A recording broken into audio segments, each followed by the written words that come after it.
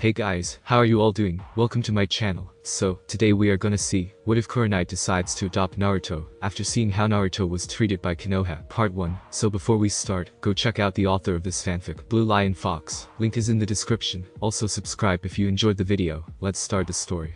Kurenai's son. It was a nice calm day in Konoha, capital of Hai no Kuni, also known as Fire Country.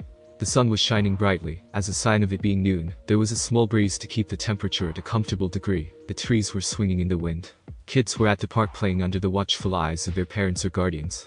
The ninjas were doing, well, they did what ninjas did on days like this, skipped work, and enjoyed such a beautiful day. One such ninja was Kurenai Yuhi, and her two friends Anko Mitarashi and Yuga Yuzuki. They were enjoying a nice day eating dango, and drinking tea in one of the many outside lounge areas at the local restaurants. Although it seemed that everything about today was perfect, there was one person that was not so happy. This person happened to be the owner of Konoha's orphanage, and the reason she wasn't so happy was because of what she was about to do to Uzumaki Naruto. Though she had to admit she didn't hate him or blame him for all the shinobi that died fighting Kyuubi, having him there kept the people who were willing to adopt others from coming in. She thought of ways to get him out without getting into much trouble, because if kids wasn't adopted soon, then the orphanage would run out of money, and all the kids would be out of a place to stay. So in her mind it was easy to get him out, and everyone else would be saved from living a life on the streets. So here she was sitting at her desk writing a quick note, and walked over to Naruto. Inside she was debating if this was the right thing to do, but looking at the other kids she decided if losing one kid would help the others get adopted, then it was for the best. Uzumaki Naruto followed me, she said when she got to him. Yes, Shiho replied to the 4-year-old. Shiho took a deep breath and prayed to Kami. Someone with a kind heart would get her note. You no longer are allowed to stay here, she said. Why? Where would I go? Cried Naruto. I don't know, but you have to leave, she said. I don't want to, he cried. Goodbye, Naruto, she said, pushing the note in the back of his orange coat while shoving him out of the orphanage. I hope you find a good person to take care of you, she whispered when she shut the door. Naruto looked back at the door and blinked away, his tears trying not to cry. He couldn't understand why Shiho would put him out. She was always nice to him, so it didn't make any sense to him. He turned away and started to walk wherever his feet led him. He moved out of the way of anyone who was coming towards him, thankful that it was still noon and not many people were out. He walked and turned random corners, not knowing where to go or how to get to the Hokage's office. He stopped and looked across the street from him and saw 3 women eating something. One had black hair and what looked to him like a dress made out of bandages. The second had purple hair that was sticking up, and she had on a long brown coat that was all he could see of her. The last woman also had purple hair and was wearing an all-black outfit. As Naruto looked, he saw the lady with purple hair that stuck up drop a piece of dango by accident, and his stomach growled, as if telling him to go get it. He licked his lips and peeked from the building he was hiding behind. He looked left then right, making sure that no one was around. He then slowly creaked out and tried to reach the other side, but was cut off by a group of people that came out of nowhere. Naruto looked up and saw they all were looking at him with weird looks in their eyes. He slowly backed up. Where do you think you're going? And nowhere, he stuttered out. Got that right, said another. Naruto turned and ran around the building with the men close behind. He cried while they laughed at him. He went completely around the building and ran across the building. He saw the 3 ladies crying as the men chaz and threw stuff at him. The 3 ladies turned and saw Naruto being chased by them and blinked. The black-haired one then got up and walked after them. Her 2 companions just looked on. They then pulled out a kunai and threw it. The kunai pierced Naruto's left leg, making him fall. The shinobi laughed and another threw his kunai. It was stopped by a kunai, making a loud clunk. The Chunins blinked and looked around and saw the woman approaching. What is the Genjutsu Ice Queen doing here? Asked one of them. What is a bunch of doing picking on a defenseless child for, she replied. That thing is not a child, now getting out of the way so we can kill it, said A. And if I don't, she asked. Like you can take all of us on, Kurenai, said another. They said she was alone, said a voice from behind them. Should have known Anko the snake mistress and Yuga the weapons mistress would be close by, said A. As I was saying, if I don't move, what are you going to do? Asked Kurenai. The huffed in annoyance. Let's go guys, he said. Idiots, attacking a kid like that, said Kurenai, picking up Naruto, who passed out from running so much and lost blood. That's him, the one with who knows who sealed in him, asked Anko. Yeah, it is. It sickens me to know that the shinobi boast about how fair they are, but then they try and kill a 4-year-old when no one is looking, said Kurenai. I know, but what can you do? It's not like you can adopt him. Many shinobi, including Kakashi and Itachi, but the council blocked them all, said Yuga. And the Hokage acts like he doesn't even care, said Anko. I know, I'll think of something. I'm taking him home for now though, said Kurenai. Later, Anko and Yuga said. Kurenai took Naruto to her house and laid him on her bed. She took of his coat and found the note that was stuck in it. To whoever finds this, This is Uzumaki Naruto. He is an orphan, and has no place to go. He used to live at the orphanage, but due to him being there, the adults of Konoha have come to the orphanage less, and without kids being adopted, we don't have enough money to take care of everyone here. So although I don't want to do this, and the Hokage is not giving us any more money, I have to kick him out of the orphanage at least until we get enough money to bring him back. So please, whoever finds this snow, please take care of Naruto. Shiho, owner of the orphanage. Kurenai looked at the letter again, then back at Naruto. She then made sure everything was locked, and went to the Hokage's office. Hey Jiji, we have to talk, she said. The Hokage sighed. What is Kurenai? I already told you I have no missions for you, he said. Kurenai looked at him funny. You said anything about a mission? No, I'm here about Naruto, she said. What about him? Asked the Hokage. I'm adopting him, she said. You already know that is not possible, said the Hokage. Just like it's not possible for you to give the orphanage more money, or it's not possible that everyone who wasn't old enough 4 years ago to know about Kyuubi, newsflash, everyone from the age 5 and up treats him like shit, and the younger ones are starting to act just like their parents towards him, and I'm tired of it, so I'm taking care of him whether you and the council like it or not. And I'm going to tell him about Kyuubi when I think he is ready, hoping he won't find out is stupid, she said. Then she left. That woman is a ticking time bomb waiting to explode, he said to himself. Kurenai arrived home, and saw Naruto still sleeping. She smiled to herself, and settled in for the rest of the day, and started to read some of her old books.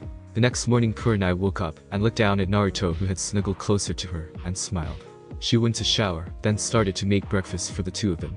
Once she was finished, she went back to the room, and was about to wake up Naruto when he started to toss and turn. She sat down, and rubbed his cheek to get him to calm down, which had the effect of waking him. Morning sleepyhead, she said. Who are you? Where am I? He asked quietly, moving as far away from her as possible, without leaving the comfort of the bed and blanket. You don't remember? I'm the lady who saved you yesterday from that mood, she replied. Oh, thank you, he said.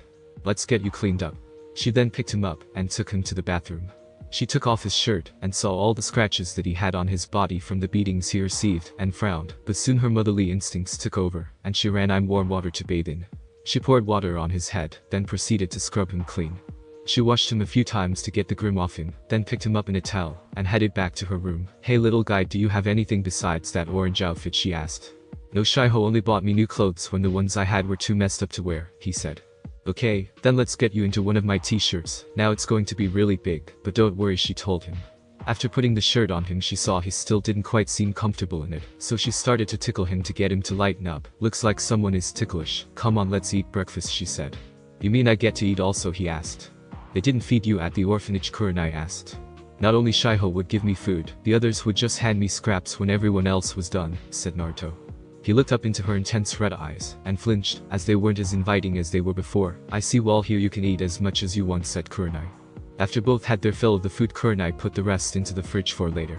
She then let him out the small apartment she lived in, and walked down the street with him proudly on her back, while he laughed away, swinging his legs side to side, while his hands were gripped tightly on the front of her dress. Anyone who looked at her thought she was a different person, but none thought to say or do something that would make them think otherwise. Well, almost no one. What is this? Why are you carrying that demon brat? Yelled Ade. Kurenai stopped, and turned to him, and her eyes went back to her ice queen appearance. You have 10 seconds to get out of my sight, or I will kill you, she said. I ask you a question. The kunai flew at him, ripping his skin on his left arm. You have 5 seconds now, she said. Bitch. Then he jumped onto the nearest roof, and headed towards the hospital. Miss, what is that word he called you? Is it your name? Asked Naruto. My name is Kurenai, and that word he said I never want you to repeat. Okay, I promise, he said. But people never break their promise. Now let's get you some clothes, she said. Kurenai and Naruto were in the shinobi shop looking for clothes. She had Naruto try on multiple styles of clothes, but the only ones he liked were the ones that were similar to the clothes that Anbu wore. She couldn't even get him to try on other styles of clothes. So she settled for buying him Anbu-style clothes, all in orange, which also confused her. After she paid for them, she put him back on her back, and headed out the store. Naruto was now wearing orange loose pants, an orange t-shirt, and sleeveless jacket, with black shinobi boots. Kurenai looked at him. Naruto, why would you only try on Anbu-style clothes? She asked. I saw some pictures of a Hokage, and he wore this kind of clothes, said Naruto. So you want to be like that Hokage? Asked Kurenai. Yes, Naruto answered. Okay, it's going to take a lot of training, Kurenai said. Kurenai, the Hokage wants us in his office. Yugao is already there, said Anko, relieving Kurenai hands of some of her bags. Alright, let's go. Hold on, Naru-chan, Kurenai said. She and Anko then jumped onto the nearest roof, and headed towards the Hokage's tower at full speed, with Kurenai holding on to Naruto's hands, so he didn't fly off her back. Once they arrived at the base of the tower, Kurenai let go of his hands. "Are you okay, Naru-chan?" she asked. "That was fun, let's do it again," he laughed. "Wow, only one day, and he already likes you," said Anko, leading them up to the Hokage's office. "Naru-chan waited here for a minute." "Okay," said Kurenai. "Okay, nice lady," said Naruto. "Anko, Kurenai, thank you for coming," said the Hokage. "Not like we had much of a choice," said Anko. "Maybe, but I had you three come here because Kurenai brought to my attention yesterday that she was going to be taking care of Naruto, and there was nothing I could do to stop her," said the Hokage. "Yes, and I still stand by what I said, Kurenai. So here is my proposal. Kurenai can adopt Naruto if Yugao joins the Anbu, and Anko joins the interrogation and assassination team," said the Hokage. "You blackmailing us?" asked Anko. The Hokage just shrugged. "It's fine with me. I was thinking about joining anyway," said Yugao. "I'll do this only if we get to train him how we want, and I get to let anyone I want sign the snake contract," said Anko. "Fine," said the Hokage. "Okay, then I'm your new interrogation and assassination member," said Anko. "Also, Moreno Biki is currently the head of the team," said the Hokage. "So where are the papers?" asked by Kurenai. "How was Sarutobi's smart reply?" "The papers so I can officially adopt Naru-chan," said Kurenai. "Oh, right here, I just need your signature," and he said the Hokage. "I'll get him," said Anko, walking to the door. "You can come in now," she said, opening it for him. "Naruto, how are you?" asked the Hokage. "I'm fine, Gigi, that nice lady was keeping me safe," he replied. "That's great, but I need you to put your name on this," said the Hokage. "Okay, what is it?" he asked, writing down his name sloppily. "It's adoption papers," the old man replied. "What adoption?" asked the 4-year-old. "It means I'm yours now," said Kurenai. "Really? Why would you want to be my everyone else beats on me? Why are you different?" said Naruto, looking like he didn't believe her. "Naruto, do you not want me to adopt you? I thought you would like to be my son, and get to live with me, and eat how much you want, and bath in the warm water," said Kurenai, hurt that he didn't think she would want to adopt her, and it was evident in her eyes, and her tone. "You're not trying to trick me, are you?" he asked. "Why would I do that? You're such a good boy," she said. "Okay, I want to be your son," he said, hugging her legs. "I'm glad. I thought you wouldn't want to," she said. "I hope you would be mine when you save me, and let me stay with you," he said. "This is all good that you two get along, but if you don't mind, I have work to do," said the Hokage. "Let's go, Naru-chan, we have a few hours to do whatever you want," said Kurenai. "Really, can we go to the park?" asked Naruto. "To the park it is called, Kurenai." "What about your bags? You can't walk around with them all day," said Anko. "Can you take them back to my apartment?" asked Kurenai. "What the hell, I'm not your personal servant," said Anko. "I'll let you play with Naru-chan," said Kurenai. Anko just looked at her. "Fine, what do you want?" Anko whispered in her ear. "You can't be serious just to take a few bags to my apartment," said Kurenai. "Please, your apartment is on the other side of Konoha," said Anko. "Fine, I'll do it," said Kurenai. "Okay, good, and this only stays between you and me," Anko said, walking away from Kurenai, Naruto, and Yugao, with the bags of clothes Kurenai bought for Naruto. "What was that about?" asked Yugao. "It's what she asked me to do for her by taking Naru-chan's clothes to my apartment," said Kurenai. "I know what she asked you to do," said Yugao. "I can't tell you, she just said it stays between me," and she replied Kurenai. "You two are impossible," said Yugao. "Just ask Anko what she wants me to do," said Kurenai. "Let's go before the people get there, then I can't go to the park," said Naruto. "Okay, Naru-chan, we are going, and no one will tell you you're not allowed in the park," said Kurenai. As soon as they reached the park, Naruto let go of Kurenai's hand and ran towards the slide. He went down it a few times while Kurenai and Yugao talked. Anko joined them a few minutes later. After Naruto went down the slide 10 times, he ran to the swing set. He looked at it. "What's this?" he yelled, pointing to it. "It's a swing you should try," Kurenai told him. He climbed up on the seat, leaned back, then tried to go forward. "It won't go," he said. "I'll push you." Kurenai then get up and start to push Naruto on the swing. He laughed while she pushed him. "This is fun," he said through his laughter. An Anbu came up to Kurenai and whispered to her, "Okay, Naru-chan, we have to go and have to work." She told him to pick him up off the swing set. "What? No, don't go," he said, wrapping his arms around her neck. "I have to so I can make money for us to eat and sleep," she said. "Okay, Kasen," he replied. "I'll be back later today. You're going to stay with Anko Nichan until I come pick you up," Kurenai said. Naruto ran across the park and jumped on Anko. "What are we going to do while we are at work?" "How about I teach you to read and write," said Anko. "Really?" said Naruto. "Of course, let's go to my house so we can get started," Anko said. "I'll be back to get him after my mission," Anko said Kurenai. Anko led Naruto towards her apartment. While they walked, Naruto danced around her in circles. "Don't you have to work like Naruto?" "No, Naru-chan, I don't have to work today," Anko replied. Naruto continued to run up ahead of Anko while playing in the streets of Konoha. He turned a corner and was hit in the head by something. "Ouch," he said, rubbing his head. He looked around and saw 2 scrolls. He picked them up and opened them. He looked at the pictures, then at the words, and was confused. He then remembered that he couldn't read yet, so he closed them back. Hey Naru-chan, what you got there? Asked Anko, as she stood at the corner. I think they're stories because they have pictures in them, he said. Where did you get them from? Asked Anko. They fell out the sky, he demonstrated with his arms, then hit me on the head. That hurt, he said. Let me see them, Anko said. He handed the 2 scrolls to her. Naru-chan, these are jutsu, she said. What is, he asked. It's something that ninjas use, kind of like powers, she said. Cool powers, I want powers, he said. It's not power. She then thought for a minute. Let's get to my house, then I'll explain it to you. She then picked him up and sunshine to her apartment. She sat him on the couch, now listening carefully to Naru-chan. A thing that all ninjas are able to do. They are kind of like a power. In order to do jutsus it takes years of training, said Anko.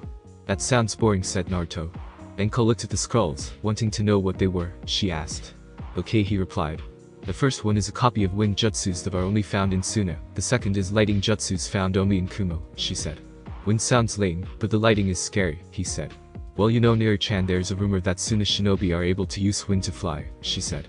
Really, that's so cool, I want to fly, he said, jumping up and down on the couch. So if I teach you, will you behave, she asked. Yes, Ni-chan, he said.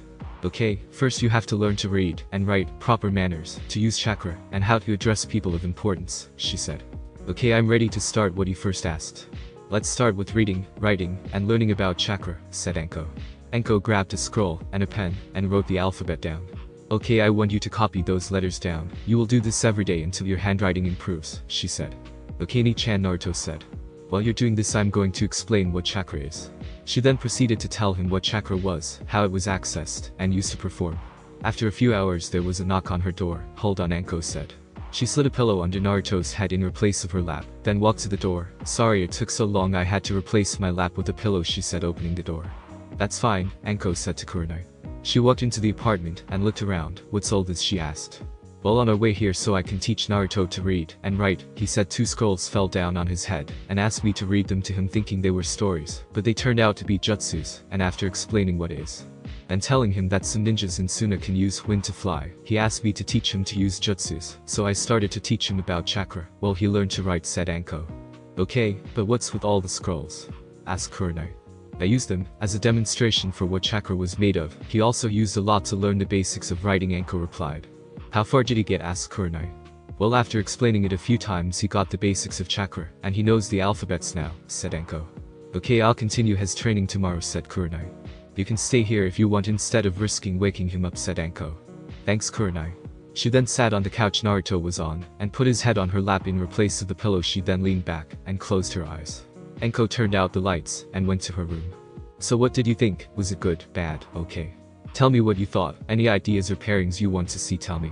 Over the next year, Kurenai, Anko, and Yuga taught Naruto how to access his chakra, how to read, write, learn how he was supposed to act at important events, and about the history of Konoha. 3 months after he started to learn about chakra, and learned that the Yondaime was the best seal master ever, he asked to learn seals, so they started to buy scrolls to teach him from. Towards the end of his first year of learning, he knew how to write basic storage seals, though he didn't have the control of his chakra to use them properly. Also during this he learned that Hinata, the heir to the Hyuga clan, was having a little sister born soon. He didn't know why it was important that they went to congratulate them on having a baby, but did it anyway. A few days after the birth of Hanabi, Hyuga Kurenai told him they were going to a funeral. He didn't know what a funeral was, but he told him this was important, and he had to behave or he would be punished. They arrived at the funeral. He was dressed in all black like everyone else. He looked around and saw a girl sitting by herself in the back. He walked to join her. Hello, my name is Naruto Yuhi, he said. She looked at him. I'm Hi Hinata Hyuga, she said while crying. I don't know who died, do you, he asked. She cried out. Naruto was quiet for a minute. Kurenai was about to move him away from Hinata, so she could be by herself until he started to talk. You're lucky, he whispered just loud enough so only Kurenai and Hinata could hear. Hinata gasped. How am I lucky, she stuttered out. Because you know what she looked like, how her voice sounded. You have memories of your, but me, I never once got to see my. She died giving birth to me, and my also died before I was born. You have memories to remember your by, I don't. I have to go by stories, he said sadly, then he perked up. But that's okay because now I have a new Kurenai, she adopted me, so now I know what you felt like when you was with her. You just have to remember those times when you get down, and do everything you can to make you proud of you, he finished. Kurenai smiled when he finished. Hinata just looked at him. Thank you, Naruto-san, you really helped me see that not everyone gets to see them. I'm just being selfish. I should be happy with the time I got with her, Hinata said. Hinata looked up to Naruto-san. What did you think of all that, she asked. Naruto smiled. I heard Kasen tell that to some girl whose mother died. I memorized what she said because it made that girl feel better. I thought it would make you feel better, he said. Thankfully it did. I'm going up to sit with Mai. I hope one day we can be friends with Naruto-san. She then walked up to sit next to her. He looked down to her, surprised that she came this close to her mother's dead body. Are you okay, Hinata, he asked.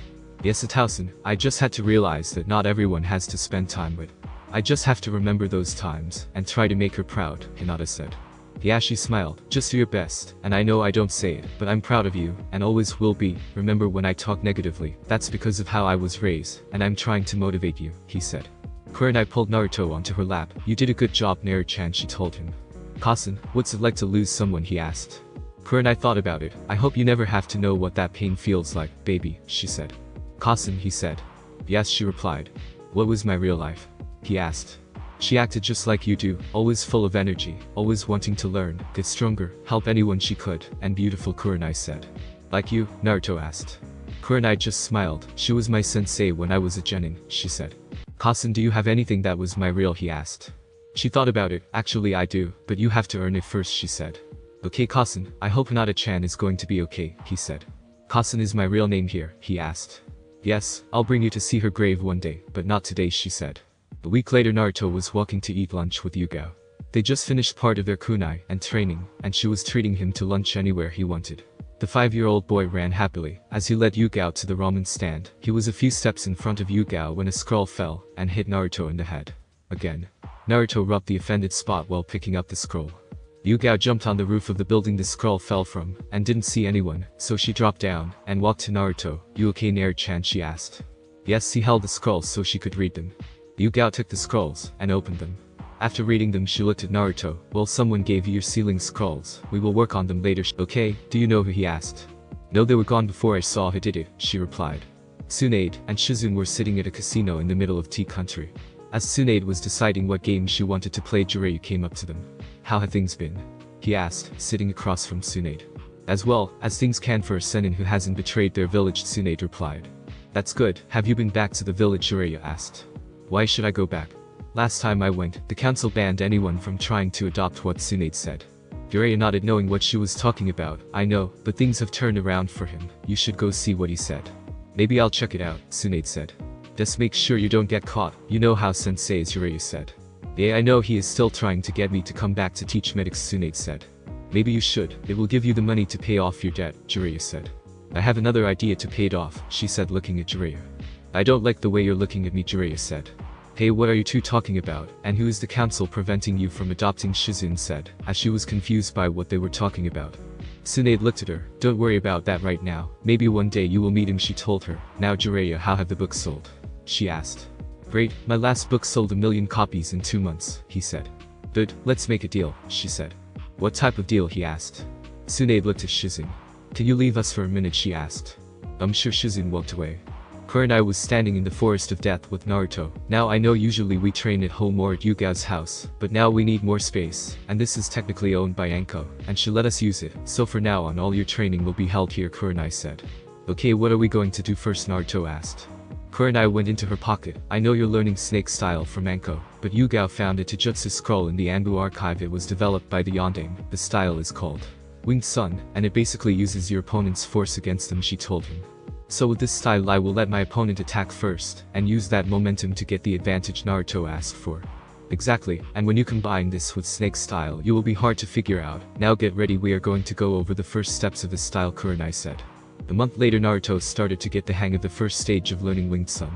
Kurenai, Anko, or Yugao still haven't found out who drops those scrolls on Naruto's head, but they weren't complaining, since they all had something in them to help with his training, but still they at least wanted to know who was doing it.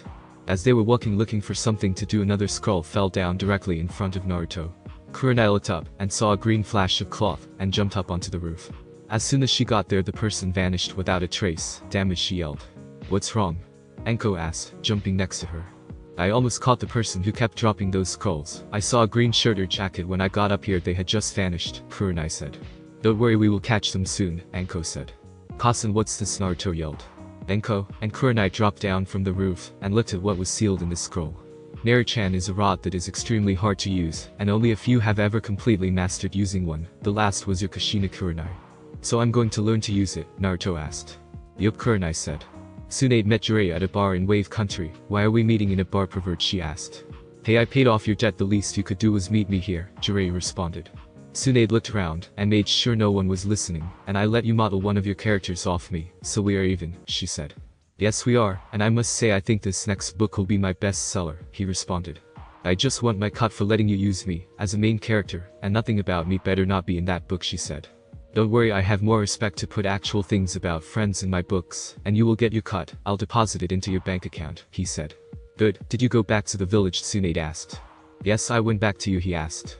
I had to sneak away from Shizune while she was sleeping, but I was able to get there, Tsunade said. What do you think, he asked. Naruto had just finished learning another stance in the snake style, and was sitting in the forest of death studying scrolls on sealing. He has spent as much time as possible learning sealing since Kurenai, Anko, and Yugao worried about teaching him everything else he needed to know. He pulled out his ink and practiced scrolls, and started to write seals on them. Over the fence flew a scroll landing right in front of him. Naruto looked up and only saw a puff of smoke, and shrugged. He opened the scroll, becoming a seal master by Minato Namikaze. Pulling the book out the scroll, he opened the first page and started to read.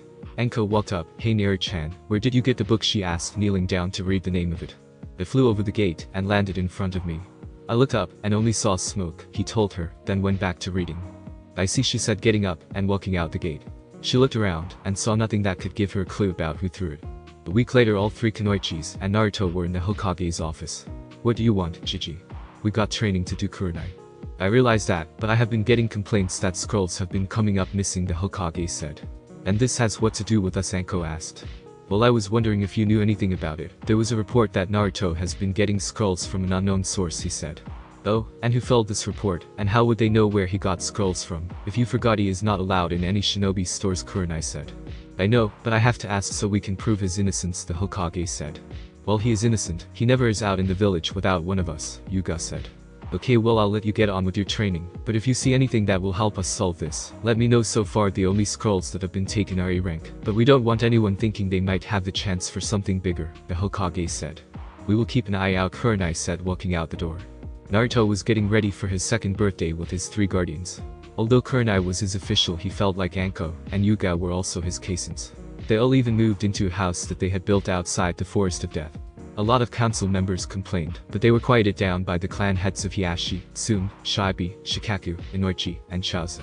Even with the Uchiha backing having Naruto removed from the three Kunoichi's protection, the elders wasn't able to get enough backing to force the removal, mainly because most the shinobi force thought it was a good idea for him to have parents, and the Anbu more specifically prevented the council from doing anything, by backing being raised by the three 100%.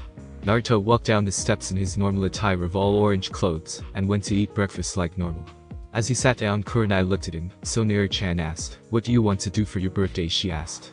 Naruto thought, well, it would be nice if I had some friends, he said. The three nodded. Leaving it to me, Kurenai said.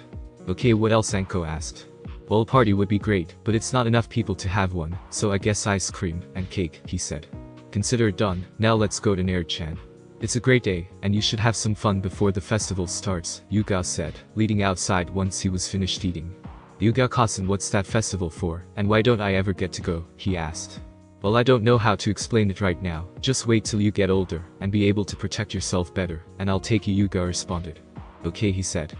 A few hours later, Yuga brought Naruto back to the house, and immediately took him up to his room. Now Naru-chan, don't come out your room until I come get you. She then gave him a new book on scrolls to learn from. Here, look through this until I come back, she told him.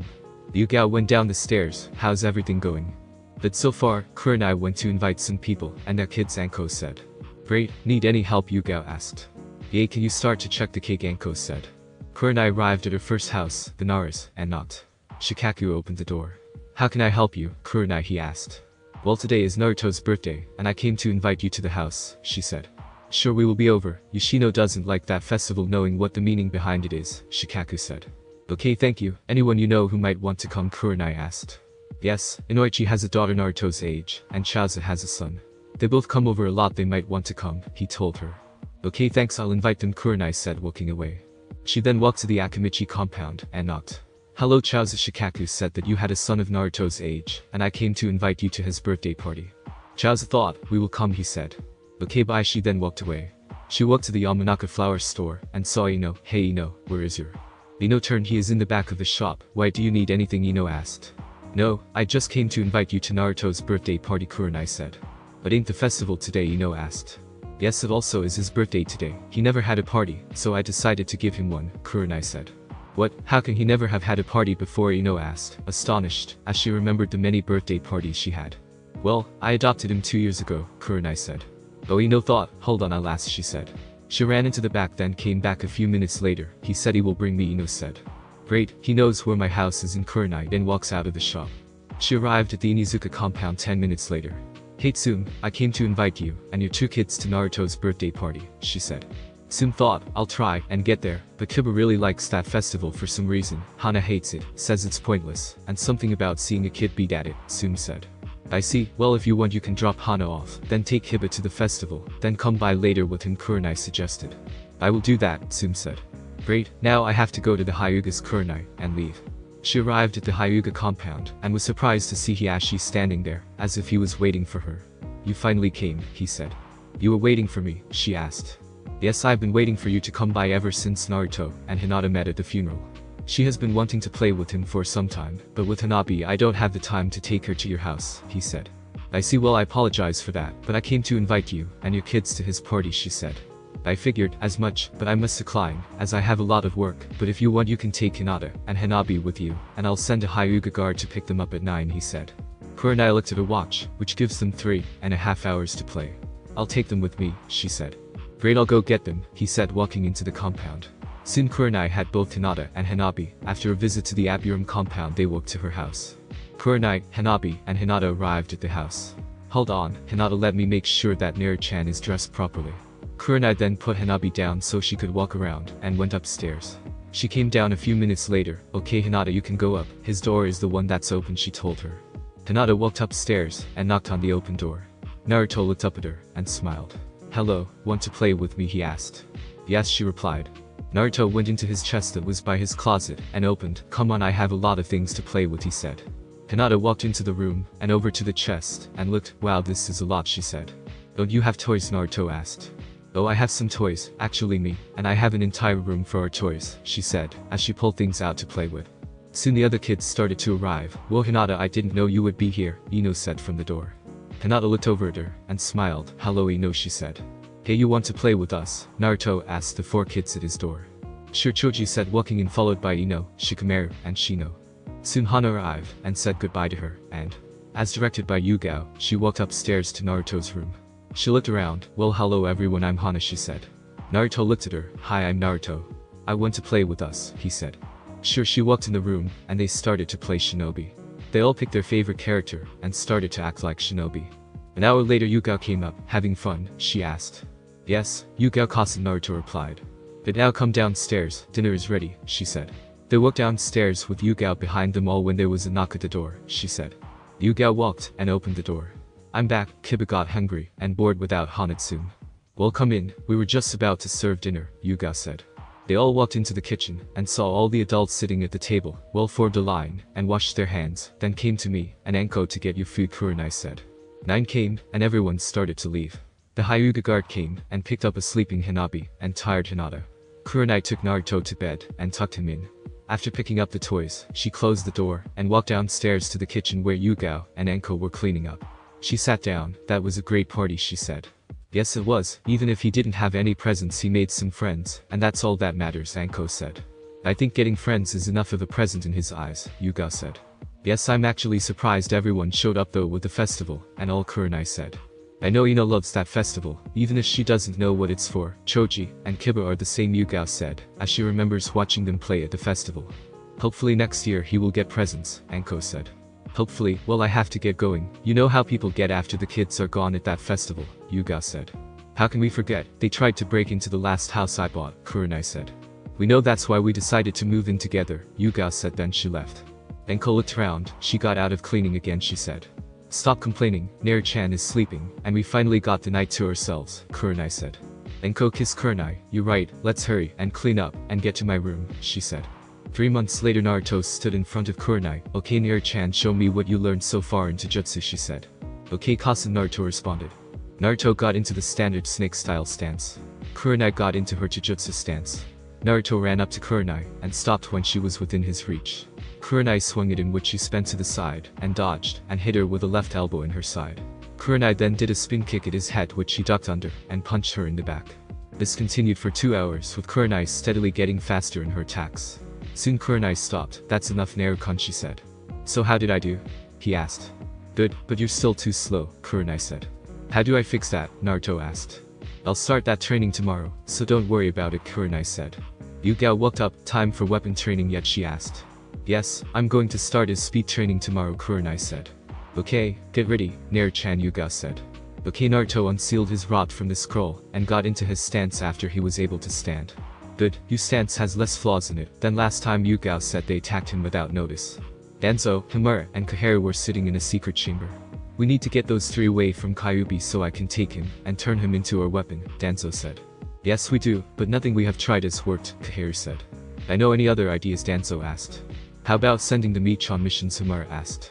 "Why didn't we think about this earlier?" Danzo said. They walked out of the chamber. Kurenai was in the Hokage's office. "I have an A-rank mission for you," he said. "What kind?" she asked. "Infiltrate, seduce, and eliminate," he said. "I have no experience in these types of missions," Kurenai said. "I know, but most of us are out on missions, and you're the only one left. You will be able to get into Kiri unnoticed," he told her. "When will I leave?" Kurenai asked. Immediately, the third responded. Kurenai nodded and walked out. 2 days later, Enko was in the Hokage's office. Enko told him to infiltrate and assassinate him. "Rank?" she asked. As he told her. "Rate the target, and when do I start?" she asked. "The target is Gato. His corporation is becoming too large, and he is starting to hire missing nins, and using them to do his bidding. You will have a team of 2 Anbus with you, and you leave immediately," he said. Right, Enko then walked out.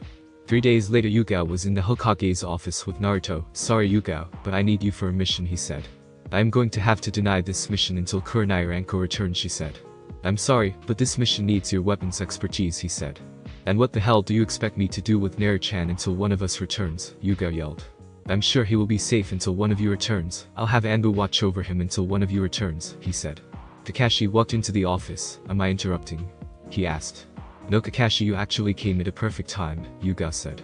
I asked, confused. "Yes, I need someone to watch Naru-chan until one of us returns from our mission," Yugao said. Kakashi looked at Naruto. "Sure, I'll do it," he said, shrugging. "Good, also we were supposed to start his speed training. Can you start it for us?" she asked. "Sure," Kakashi said. "But now that we have taken care of you." Yugao the three then left the office. Kakashi was sitting in the living room looking at Naruto, so Naruto asked, "What you normally do before you start training?" "Play in my room, and sometimes my friends come over," he answered. "You don't cover their house?" Kakashi asked. "Yes, I only go over to their house when I schedule it because all my friends are from clans," Naruto said. "I want to walk around the village before we start training." "You might meet someone new," Kakashi said. Naruto shifted nervously, remembering all the bad experiences from walking around the village. "Kasen said I'm not allowed out in the village without them," he said. "Oh, I see. Well, I promise nothing will happen, and we will only stay out for an hour at most," he said. Naruto thought. "Okay," he said. Kakashi made a shadow clone to stay and watch over the house, and they left. They were on their way back when they passed a new weapons shop. "Hey, a new shop," Naruto said. "Let's check it out," Kakashi said. They walked into the shop and saw a girl who looked no older than Naruto, flicking kunais, shuriken, and anything else small enough to pick up with one hand and throw at a target without even looking up from her book. What amazed them was she was hitting every target dead on. Naruto's eyes whitened. "Amazing," he said. The girl looked up. "Oh, sorry, how can I help you?" she asked. "It was amazing how you did what?" Naruto asked. She shrugged. "I don't know, I just did." "Can you teach me?" Naruto asked. "There is nothing to teach. I never learned how to do it, I just do it. It's a natural talent I have," she replied. "Oh, are you training to become a kunoichi?" Naruto asked. She looked at him. "No, why?" she asked. "With an ability like that, and the right training, you can be a great kunoichi," Kakashi said. "Well, I have someone to teach me, and I have to help my dad around the shop," she said. "Have you ever wanted to be a kunoichi?" "Yes, I always wanted to be one ever since I heard of Senin Tsunade. She is my idol," Tenten said. "If I promise to let you meet Tsunade, will you become a kunoichi?" Kakashi asked. "Yes, yes, oh yes, I will," Tenten said. "Okay, then if you become a kunoichi, and I will get Tsunade to come meet you, maybe even teach you a few things," Kakashi said. Deal, Tenten said. "Well, I'm going to be a ninja. My name is Naruto," he said, holding his hand out to her. Tenten looked at him. "I heard about you. Some people came in here and told us not to let you in, saying how dangerous you are, but you look harmless to me," Tenten said. "He looks harmless to me also," Tenten's father said. "Well, my name is Tenten," she said, shaking his hand. "Well, it's good to meet you both, but we have to be going," Kakashi. Yes, we'll come back soon, he said, letting them out. 2 weeks later Anko came back from her mission. She just left the Hokage's office and hurried to the house to make sure Naruto was okay. Naru-chan, you okay? She asked, jumping down from the trees. Yes, Anko-kasen, he said. Okay, go inside for a minute. I have to talk to Kakashi, Anko said. Naruto ran into the house, so she asked what happened. Well, I stopped 5 assassination attempts on him. He met a new girl named Tenten who owns the new weapons shop. She gave him a set of training senbons, and I started training him in speed and the basics of how to use senbons, Kakashi said lazily. Is that all that happened? He didn't get hurt or anything, Anko asked. Nope. Oh, I did convince Tenten to become a kunoichi. She has this amazing ability to hit a target no matter where it is, Kakashi said. Okay, thank you. Chiju wants to see you, Anko said. Okay, bye. Kakashi then walked off. Kurenai was walking out of Carrie after finishing her mission. She frowned as she broke her, as she remembered how close that was to getting out of hand, and something happening she didn't want to happen. She ended up having to not only kill her target, but also a few others who were proving to be a constant restraint on her mission, and making it take 2 weeks longer than it should have. Liu Gao was just arriving in the village from her mission. The mission was difficult, but honestly any Anbu could have done it. Except for the constant arrival of new enemies, the mission was easy enough for a couple to handle. She looked around as she walked through the village and smiled as she saw children running around and playing with their friends. She walked to the Hokage's office for the dreaded mission report. Naruto was holding small boulders running up the Hokage's tower steps. He was struggling and didn't know how this increased his speed, but didn't complain unless he wanted Anko to have another dodging session with him, which he hated. Naruto had finally reached the top. Okay, Naru-chan, enough training for today. What do you want to do? Anko said. Naruto dropped the boulder and almost fell over. Can we see if any of my friends can play? He said. Sure, Anko said. Man, I can't believe they all are training now, Naruto said. Don't start that, Naru-chan, we can do something else, Anko said. They walked in the house and saw Yugao sleeping on the couch. Oh, I know there is a new shop. The guy who owns it has a daughter my age. Can we go there? Anko looked at Yugao and shook her head. Sure enough, they then walked the house. Arriving at the shop, Naruto ran into Anko and followed behind at a calm walk. Naruto ran up to the counter. Hello, Tenten, he said. Tenten looked up from her book. Hi, she said. You remember me, right? Naruto asked. She looked at him. You're that Naruto kid, right? She asked. Yep, this is my Anko, he responded. Hey, what do you sell? Anko said. Weapons, any type of weapon you can make. Scrolls mostly blank, but we sometimes get useful ones, and we sometimes get rare weapons also, Tenten said. Nice. Do you sell any books or scrolls? Anko asked. I think we have a few. We don't usually get them, so when we do they sell pretty high, Tenten said, walking to the back. She came back with her. So you're looking for a book or scrolls? He asked. Yes, I need more jutsus to train him with, she said, pointing to Naruto. Okay, I'll see what we have. Tenten, why don't you go play? He said. Okay, Tenten led Naruto through the shop to the back and out to their private yard. It's not big, but it works for me, she said. Naruto looked around. This is great. What do you want to play? Usually I'm by myself, so I just practice so I can meet Tsunade like that one-eyed guy, Tenten said. Oh well, we can train a little or play a game, Naruto said. Tenten thought, I know, let's see who can hit the most targets, she said. Naruto and Tenten started to run around the yard, throwing Tenten's practice kanais that she gave her. An hour later, Anko and Tenten came back there. Wow, she's good, Anko said. I don't know how she does it. She can hit any target she wants, he said. Has she had any training? Anko asked. Nope, she was a kunoichi, but she died on a mission, he replied. Oh well, she should think about getting proper training, because although she is good at throwing weapons, the way she throws them, she should hit only half at most, Anko said. Oh, so why does she hit them all? He asked. I have no clue, but I know someone who might send her over, Jinky, Anko said. Okay, well, send them by, Jinky said. I will have Naru-chan time to go, Anko said. 2 months later, Yugao finally made her way to Tenten's shop. Hello, I'm looking for Tenten, she said. Jinky looked up. And who might you be? And what business do you have with my daughter? He asked. Oh well, I'm Yugao, weapons expert of the Anbu, and I was told by Anko that I should come over here and check out her when I get time. From what Anko told me, I think I might be able to help her, Yugao said. Jinky looked at her, and for a minute he went down to the boiler room. He looked around and saw it was clean, and that Tenten was using the room as her personal training area again. Tenten, what have I told you about using the boiler room as a training area?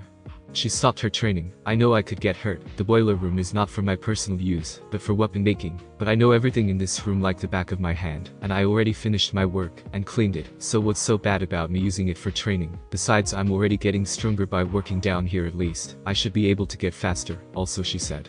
He looked at her. Fine, I can already see you're going to use it anyway. No use in stopping you, just be careful. Now someone is here to see you, he said. The two walked back up to the shop and saw Yugao. Yes, you wanted to see me, she asked. Yugao looked at her. Yes, I hear you have an incredible ability.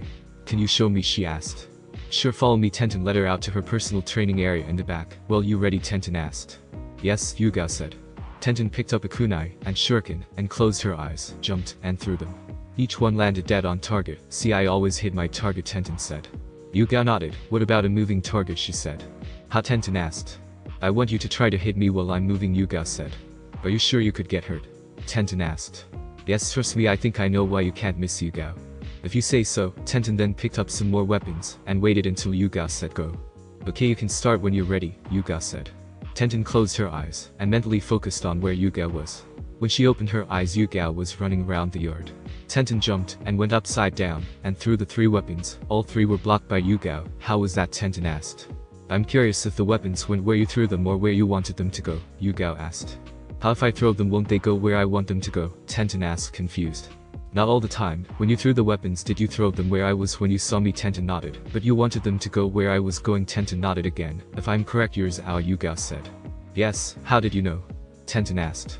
She was on my genin team. We also became Anbu together, and she also had it that allowed her to hit any target she wanted. You have it, and at an unusual age. Usually one doesn't develop it until you are in danger, Yuga said. So I have a. How do I train it? Tenten asked. Well, I don't know how, I don't have one, but I know that you still have it activated, Yuga said. What, how, and how do I deactivate it? Tenten asked. Pull the chakra from your eyes to deactivate it, Yuga said. Tenten did as told, and her eyes went from a sandy color to chocolate brown. Okay, do you know where I can train it, and what's it called? Tenten asked. Well, I can ask a few favors to get you trained properly, and it's called throwing an eye, Yuga said. Okay, thank you, Tenten said. Don't bother now, I have to go. Also, you should train on throwing without it active. Here is a scroll on the proper way to throw objects, Yuga said, tossing her scroll then leaving. Yuga arrived at the Hyuga compound a few hours later. I needed to speak to Hiyashi, she told the guard. Do you have an appointment? The guard asked. No, she replied. Well, you will have to schedule one, the guard said. Look, unless you want to end up in the hospital, go get Hiyashi, she told him. What's going on? It's late, and my daughters are sleeping, Hiyashi said. Hiyashi, I need to talk to you, she said. About what? I'm busy at the moment, Hiyashi said. Yuga looked round. I can't say here, anyone could be listening, she said. Hiyashi nodded. I'll give you 5 minutes, then you will have to leave so I can get back to my work, he said. That's long enough, she told him. They arrived in his office. I need a favor, she said immediately. What kind? He asked. Special training, Yuga said. Hiyashi raised an eyebrow. You know I can't train Naruto even if I wanted to, he said. No, not for Naruto. You know that new weapons shop that opened last month, she asked. Yeah, what about it? Hiyashi asked. Well, the owner has a daughter who was cut off. I know all that. To get to the point, he said. Right, her mother was Aoi, and she has her, and doesn't know how to control it. She didn't even know she had it activated until I told her, and, as you know, the throwing eye is similar to the Byakugan where they can see all around themselves, but they can't see chakra points. Instead they see targets, which gives the user unbelievable aim, Yuga said. Hiyashi listened. I see why you came to me, but I'm afraid I can't help. As much as I would like, my hands are tied. I'm already pushing it with the security I'm giving Naruto, and if I start to train this girl, it would push my authority too far, both with the clan elders and village elders, and we both knows what happens if that would happen, he said. I know, but who said you have to train her or even know she was being trained? Yuga asked. I'm listening to what Hiyashi said. Well, she is a year older than Hinata. They could become friends and train together at Tenten's house. She has a private area she trains at. Also, I'm sure Niji could use a friend outside the Hyuga clan, Yuga said. I'll see what I can do. He then went into his drawer. But for now, give her this scroll. It will explain about how to activate and deactivate them, how you get one, and basic ways to train them, he said. Okay, thanks. I just hope the Uchihas don't hear about this for a while, Yuga said. Yes, me too, but that's one thing that I can do is prevent the Uchihas from getting their hands on her. The elders don't want the Uchihas to think they can match us. That's why they have yet to do anything about my protection of Naruto. They think with him being Hinata's friend, it could help us, Hiyashi said. I figured that much when your elders allowed them to be friends without saying anything, but I won't allow him to be used by anyone, even his friends, Yuga said. I know I am keeping them away from Hinata as much as possible, he said. Good. Yuga then left. A week later, Hiyashi, Hinata, and Niji walked into the weapon shop. Go look around for anything you might like to try out, Hiyashi told Hinata and Niji. The two walked off and started to look around. Niji didn't like the main family as much as he did when he was a kid because of what happened to him, but after being explained and seeing the letter he wrote, he tried to forgive them. He mainly only talked with Hinata and hated the elders with everything he was worth, and the two had vowed to remove that seal any way they could. To Hinata, Nichi was like an older brother. He helped her when she needed it, trained with her when he was available, and even went with her on those boring gatherings every heir had to attend. As the two walked down the rows of weapons, Tenten came up to them. "Can I help you find anything?" she asked. "We are just looking right now," Nichi said. "We are trying to find weapons we like," Hinata said. "Maybe I can help," Tenten said. "You know your chakra is going to your eyes," Nichi said. "Nichi was nice," Hinata said. "What, I'm just letting her know," Nichi said. "I'm trying to learn how to control it, but the scroll I have is hard to understand," Tenten said. "Maybe we can help," Hinata said.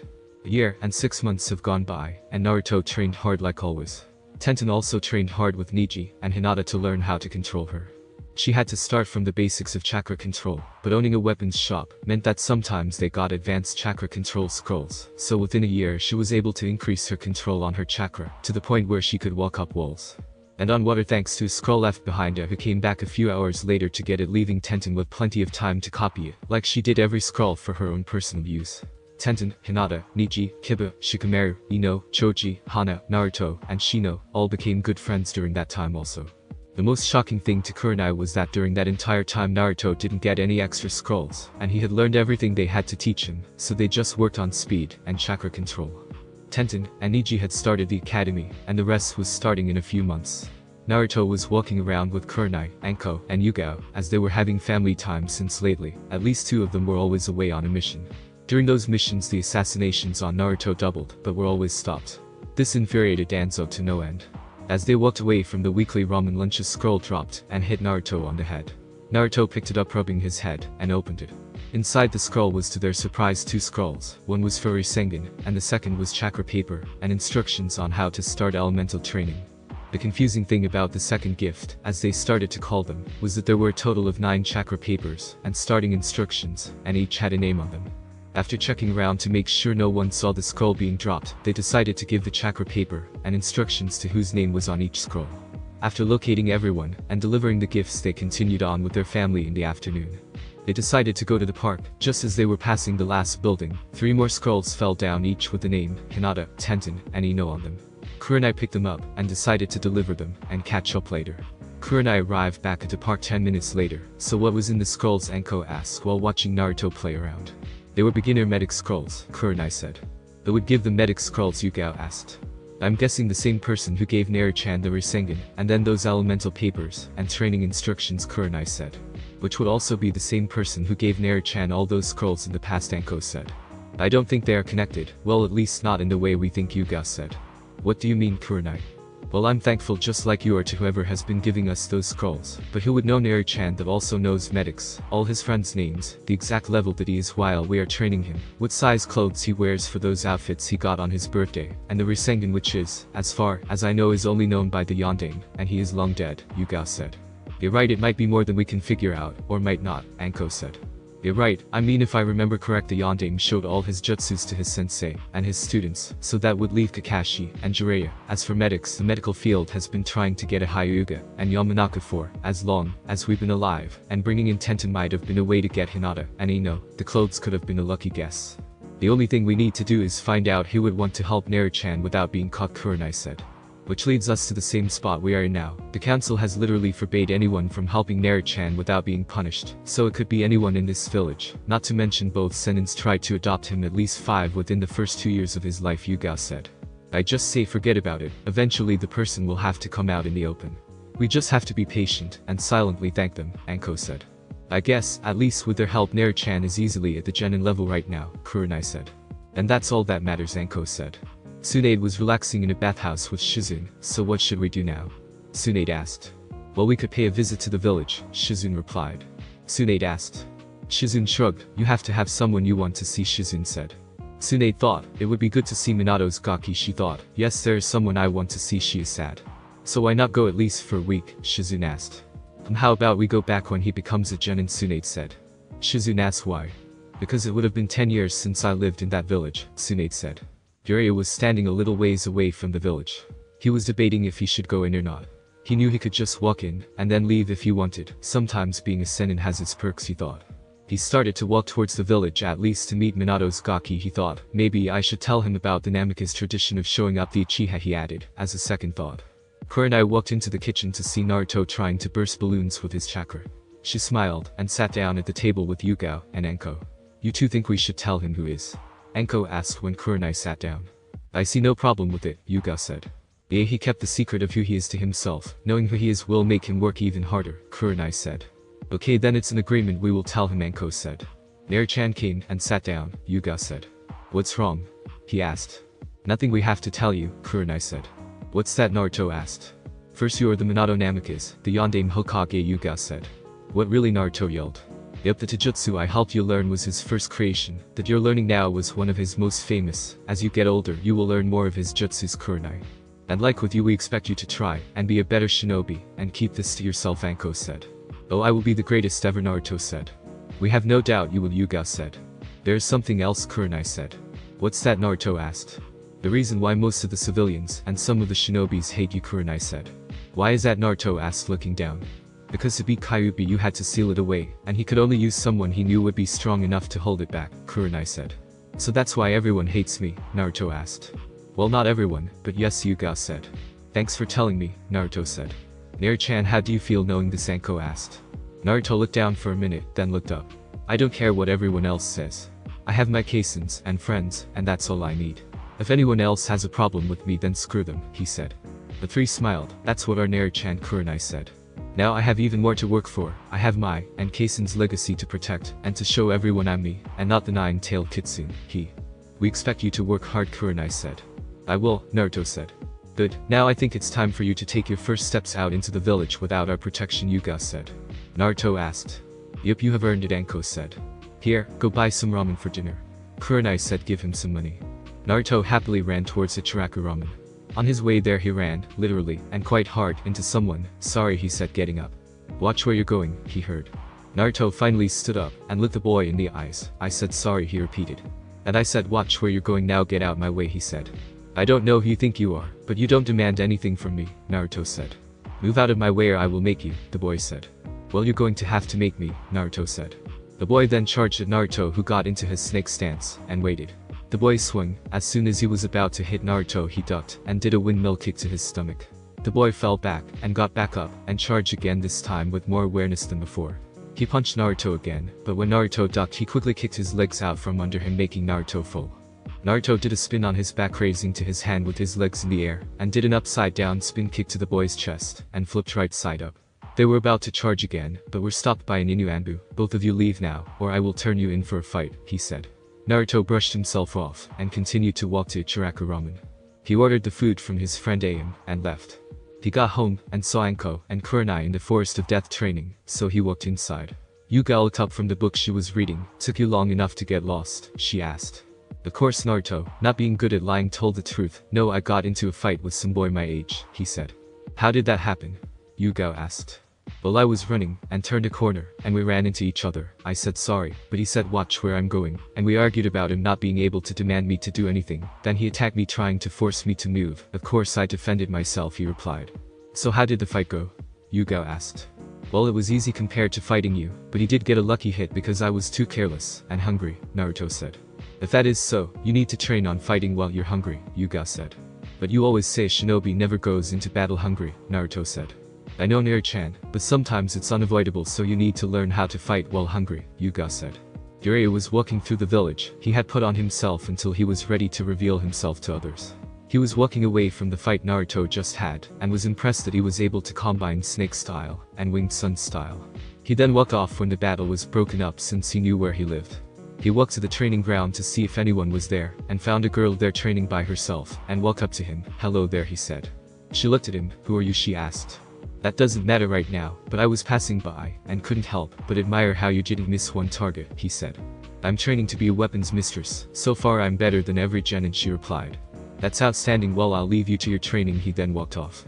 He continued to walk around the village looking at different things. So far I found a kunoichi who has the throwing eye, but is practicing to be a weapons master. He then ran into a boy. Are you okay? He asked. No, not really. I just found out I can't use chakra, the boy said. Can't use chakra? Jiraiya asked.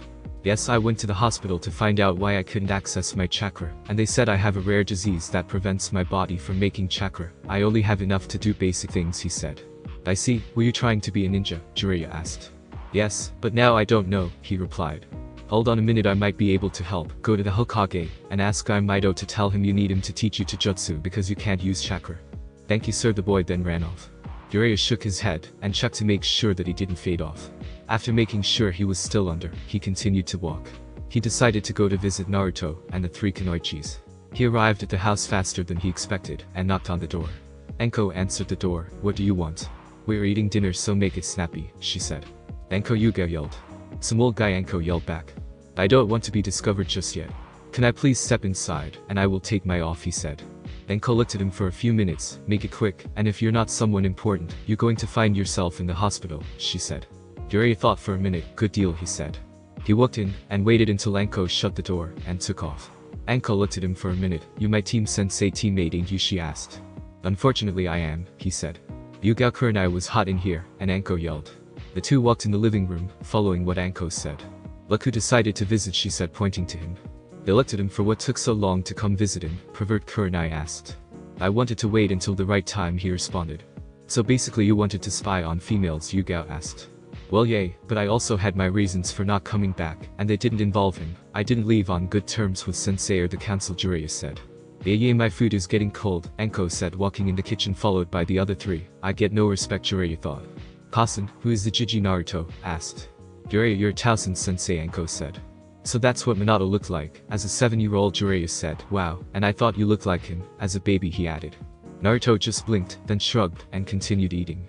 Do you have anything to teach me, Jiji, he asked. Jiraiya's sweat dropped. Acting just like him, he said. Actually he acts more like Kushina, Kurenai said. Well, now that I think about it, I do have something to teach you, but I'm only here for 6 months, so you better learn fast, Jiraiya said. What you got to teach me, Naruto asked. You will see, but if you can learn everything in 6 months, I'll give you the summoning contract to sign, Jiraiya said. I was going to have him sign the snake contract, Enko said. The toad is a family contract, and Naruto is next in line to take over Jiraiya. Damn, he already learned snake style, Enko said. Oh, don't worry, he is learning. That has nothing to do with the contract, it's a family style, but unfortunately contracts don't work that way, Jiraiya said. Now I have to find someone else to sign it, Enko said. I'm sure you will find someone. Now Gaki is going to take the challenge, Jiraiya asked. Okay, you better be ready to give me the contract in 6 months, Jiji, Naruto said. You're so confident you don't even know what I have to teach you, Jiraiya said. I don't care, I'll learn it in 6 months, Naruto said. Okay, let's make a bet. If you don't learn it all in 6 months, you have to do whatever I saw until you finish learning it. And if you do, not only will you get the contract, but you will also get 3 scrolls full of jutsus I collected during my travels, Jiraiya said. Il Jiji, Naruto said. Kurenai, Enko, and Yugao just smiled and shook their heads, knowing from experience that Naruto never lost a bet. You know, I think it's only fair to warn you that he has never lost a bet, Yugao warned. Don't worry, there is no way he can learn everything I have to teach him in 6 months, Jiraiya said. Okay, but you have been warned, Yugao said. 6 months later, Naruto was standing in front of Jiraiya with Enko, Yugao, and Kurenai behind him, all grinning at Jiraiya. Telling you he never loses a bet, Yugao said. He not only completed the Rasengan in a month, but increased his speed, strength, and control 3-fold in 6 months, Jiraiya said, amazed. I also completed that style you wanted me to learn with my rod, finished basic element training, learned to increase my senses, learn your Taijutsu style, finished sealing for Chunins, and learned to talk with Kyuubi, all like you wanted in 6 months, Naruto said. I know I was there, I still can't believe you did all that in 6 months, Jiraiya said. For some odd reason things he can't do always get done if he has a bet on it, Enko said. Well, as promised, here is the Toad contract, hurry, and sign it. After Naruto signed the contract, it vanished. Now don't summon a Toad until I officially come back to the village. Here is your 3 scrolls, one is full of lighting jutsus, one with wind jutsus, and one with water jutsus. I collected those 3 types, because they are the rarest to have in Konoha. And since you're wind type you will put that scroll to good use, but you should try and learn each element, Jiraiya said, then vanished. So Kasen wanted to learn some jutsus, Naruto asked. No jutsus until after your first year at the academy, you know the rules, Kurenai said, taking the scrolls from him. Yugao took the lighting scroll. Tenten is a lighting element she could use to learn some of these jutsus, she said. In Hinata, what, Enko asked. Yes, but it wouldn't be fair to let Hinata learn some, but not Naru-chan when they are the same age, Kurenai said. Kurenai, Enko, and Yugao walked into the Hokage's office. Can I help you, he said, looking up from his work. Yes, why do you keep trying to send all 3 of us out on missions, knowing there are people trying to assassinate Naru-chan, Enko? I do missions based on skills needed for them, the third said. So you are putting our son in danger for a mission to be done by one of us when anyone else can't do it, just as Kurenai asked.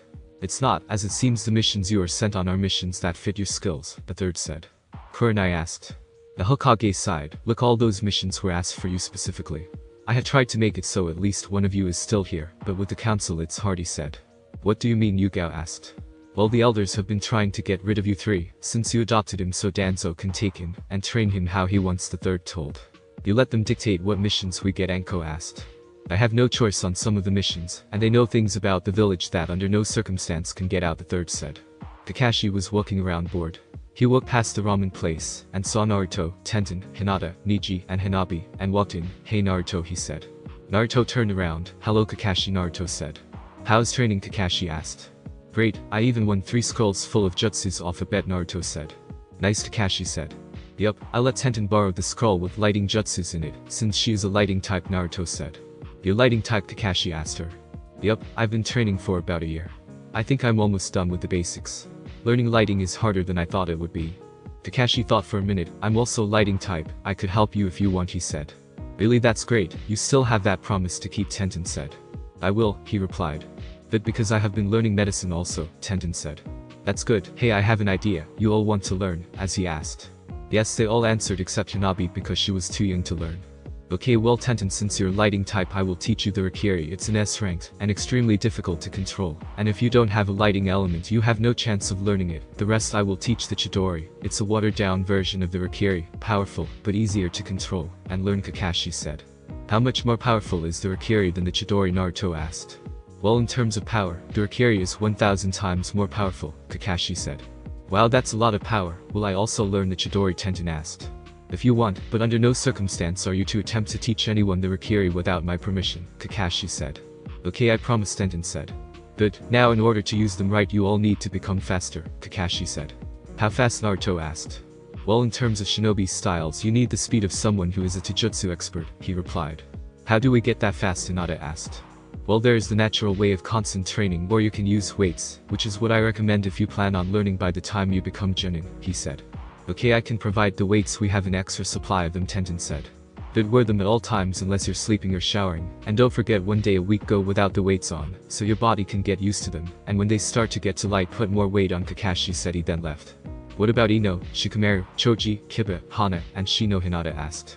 Well, I can give them weights also, Tenten said. I'll ask about their learning, also, Naruto said. Hinata-chan asked when I can learn jutsus, Hanabi asked. I'll teach you some when you're older, and have more chakra, Hinata said. Promise, Hanabi asked. Promise, Hanabi-chan, Hinata said. Naruto was sitting in a classroom with all his friends. Ino and Hinata were talking about something. He wasn't too interested in their girl talk, he was busy watching Shikamaru and Shino play. Naruto didn't understand the game, even after Shikamaru explained it to him enough for him to be able to explain it to anyone else. So instead he completely stopped even trying to play it against Shikamaru, and only played Choji in it. To Naruto's amazement, the only one ever getting close to beat Shikamaru in it was Shino. Everyone else in the room was quietly talking with their friends until there was a loud screeching noise that interrupted everyone's quiet time. They looked up and saw a bunch of girls following Uchiha Sasuke. Naruto scolded and rolled his eyes, the same thing that Ino and Hinata did. Shikamaru, Choji, and Shino didn't make no outward motion, as if they was annoyed by the girls or not. Kiba just stared at the different girls' chests, comparing them to the others. Sasuke completely ignored the girls and walked into the room. He looked around, and his eyes locked with Naruto, who happened to be glaring at him. The temperature in the room dropped a few degrees, and everyone took notice. The girls backed away from Sasuke, while Naruto's friends raised an eyebrow at the normally calm and easygoing kid. They didn't understand what got him like this so quickly, as they all saw him get beat by the villagers at one point in the past, and he kept smiling like nothing happened. Sasuke squared his shoulders at Naruto, who responded by planting his feet firmly on the floor and getting on the edge of his seat. One girl, a pink-haired girl who was as confused as everyone else, stepped forward. Hey, who do you think is glaring at Sasuke-kun like he didn't do anything to you? The situation was defused a little, as the temperature rose to normal levels, but not completely, as neither Naruto or Sasuke was going to give the other the satisfaction of acknowledging her by refocusing their eyes on her. She got pissed at being ignored, and started to march up to Naruto. Hey mister, don't you ignore me, she yelled. She pulled her fist back, and was about to swing at him, but her arm was stopped. What's your problem with my friend, Hinata asked with Ino glaring at her. What's his problem with Sasuke-kun? That's between him and the Uchiha, and has nothing to do with us, so don't interfere or we will interfere, Ino said. Like I'm scared, she replied. Do you have any idea who we are, Hinata asked. Should I? She asked. Yes, you're talking to both the Hyuga and Yamanaka heirs, Hinata said. I see what she said. You should learn not to get involved in things that don't involve you, Ino said. What the hell is going on? Iruka yelled, coming into the room, effectively ending the tension in the room. Nothing, just a misunderstanding, the pink-haired girl said. Well, Sakura, find your seat, Iruka said. Once she was seated, Iruka began, okay, I'm Iruka, and I'm your instructor for the next 4 years, and this is my assistant Mizuki, he said. Well, everyone is here, Iruka, Mizuki said. But now anyone who knows any jutsus come up to the front, Iruka said. Both Sasuke and Naruto stood up at the same time, and shot the other with Amaya's superior look. Hinata and Ino just shook their heads, and walked to the front, pulling Naruto along. After everyone was in the front, okay, who first, Iruka asked. I'll go first. Sasuke went through some hand signs, Kaden. Fire dragon, he said. He turned towards, and blew out a dragon that looked like rubies, as it flew out the window. He smirked, and walked past Naruto, beating that loser, he whispered. I'll go next, Naruto said. Okay, Iruka said. Naruto stepped up, and started to gather chakra in his hand. He held it out in front of him, and started to form a Rasengan. Once it was completed, everyone looked shocked. How do you know that, Iruka asked. Naruto shrugged. Practicing how you learn any, he replied. So beautiful, a girl who was sitting in the front of the class said, getting the best look at it. Naruto ended up, and smirked at Sasuke, and went to his seat. Hinata made a simple shadow clone. Ino also did a simple clone. Shikamaru took over Iruka with his shadow. Shino did a bug clone. The rest who knew jutsus didn't bother to get up. After the first class, Iruka took the class outside for sparring. We will have light sparring to see where each individual is into jutsu, and who needs the most work, he said. Any volunteers, Mizuki asked. For some reason everyone stepped back, leaving Sasuke and Naruto to go first. Well, looks like we have our challengers, Iruka said. The two walked to the small boundary, and didn't even wait to be told to begin before they attacked each other. They started at a speed that impressed the instructors, and most of the students, the ones with no training, couldn't keep up with them. They blocked and parried each other first, getting a feel for the other. Then they started to get serious. Naruto got into his snake stance, Sasuke got into his usual Uchiha stance. They attacked each other again, this time not holding back. Naruto swung while Sasuke ducked under, and kicked at Naruto. He redirected the kick with his other hand, and did a spin kick. Sasuke flipped back, barely being missed by the kick, and flung two kunais directly at Naruto, but they were stopped by two that were flying at Sasuke. The two jumped back, and took out a scroll, and bit their thumb, and swiped blood across the scroll, pulling out a katana, and rod which he named Dread Punisher. Everyone on the sidelines was looking at the fight with different emotions. Those who knew Naruto weren't surprised at all, but those who didn't were really surprised. Those who knew Sasuke, which was basically everyone, weren't surprised at his skills, but more by Naruto keeping up with him. But unknown to all of them that the other kids started to come over and watch the match. The two fighters stood looking in each other's eyes. Sasuke had his Sharingan blazing. Naruto's normal cool welcoming sky blue eyes was now cold and deadly and dark. They charged each other with their weapon and exchanged powerful blows. Each blow produced a spark and loud clunk. Naruto swung his rod around his body and brought it down with all his might on the spot that Sasuke was standing at. Sasuke quickly jumped to the side and went airborne and came down where Naruto was with the tip of his katana pointed down, ready to put it completely through Naruto. Naruto rolled under Sasuke just as he was about to be hit. Sasuke started to reach for all his power. Slowly and unknowingly, sparks of lightning started to form from his chakra around his body and katana. Naruto similarly reached for all his power, and slowly his wind element started to infuse with his chakra and around his rod. Not long after, both had their respective elements whipping around them and their weapons. Naruto's hair and coat waved in the wind as it went around him. Sasuke's hair dropped down from the lighting instead of sticking up like normal. The two charged again. Naruto grabbed the end of his rod and swung it at Sasuke, who used his katana sheath to block the rod and came around with his katana. Being that he was so far away, all Naruto had to do was lean back a little, and the katana completely missed. Sasuke then jumped in the air and brought his katana down in an overhead swing that Naruto barely dodged, but not before he was cut on his cheek. The rest of the momentum blew Naruto back, and chunks of rock and debris into the air. Naruto, while in the air, flipped and stuck the end of his robe in the ground and used that as a spring, and after his feet touched the ground he was launched to Sasuke's feet first. Sasuke, not having enough time to move, brought his arms over his face to block the kick. Naruto used right foot to push back away from Sasuke after he kicked him, then flipped back into a flip kick that nailed Sasuke in the chin.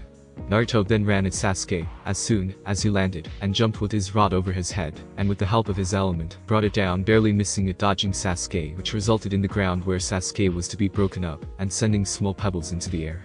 Naruto stood up and turned towards Sasuke with his robe behind him in his right hand, and he left out in front of him waiting. Sasuke stood up and slowly brought his katana around his body in a circular motion, slowly gathering up some of his elements.